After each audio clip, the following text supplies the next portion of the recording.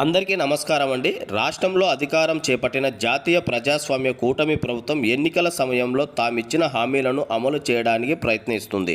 ప్రతి సంవత్సరం రైతులకు పెట్టుబడి సాయం కింద 20,000 అందిస్తామనే కీలక హామీని కూడా తెలుగుదేశం పార్టీ అధినేత చంద్రబాబు ఎన్నికల ప్రచారంలో ప్రకటించారు.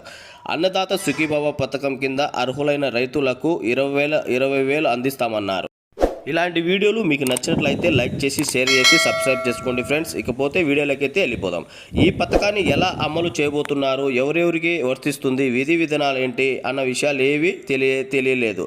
దీనిపై రాజ్యసభ సభ్యుడు కాంగ్రెస్ పార్టీ సీనియర్ నేత డాక్టర్ తులసిరెడ్డి ప్రభుత్వాన్ని నిలదీశారు. రైతులకు ఇవ్వాల్సిన 20,000 హామీని ఎప్పుడు అమలు చేస్తారో చెప్పాలని డిమాండ్ చేశారు. గత ప్రభుత్వం క్రమం తప్పకుండా పెట్టుబడి సాయాన్ని అందించింది.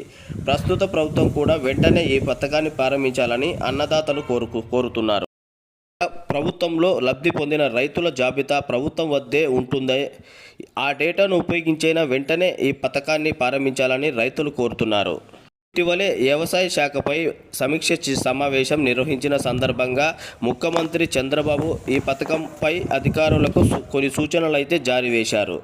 లబ్ధిదారులను గుర్తించేందుకు వారి ఫోన్ నెంబర్లు బ్యాంకు ఖాతాలకు లింకు చేయాలన్నారు. అంతేకాకుండా వీటిని జియో ట్యాగ్ చేయాలని సూచించారు. పీఎం కిసాన్ యోజన పథకం కింద కేంద్రం 6,000 అందిస్తుంది. దీనికి మరో 14,000 కలిపి మొత్తం 20,000 అందివ్వాలనే యోచనలో చంద్రబాబు ప్రభుత్వం ఉంది. లబ్ధిదారుల జాబితాపై పూర్తి స్థాయిలో నివేదిక తయారు చేసిన తర్వాత ప్రభుత్వం అధికారులకు ప్రకటన చేసే అవకాశం ఉందని చంద్రబాబు ప్రభుత్వం అయితే చెప్పడం జరిగింది.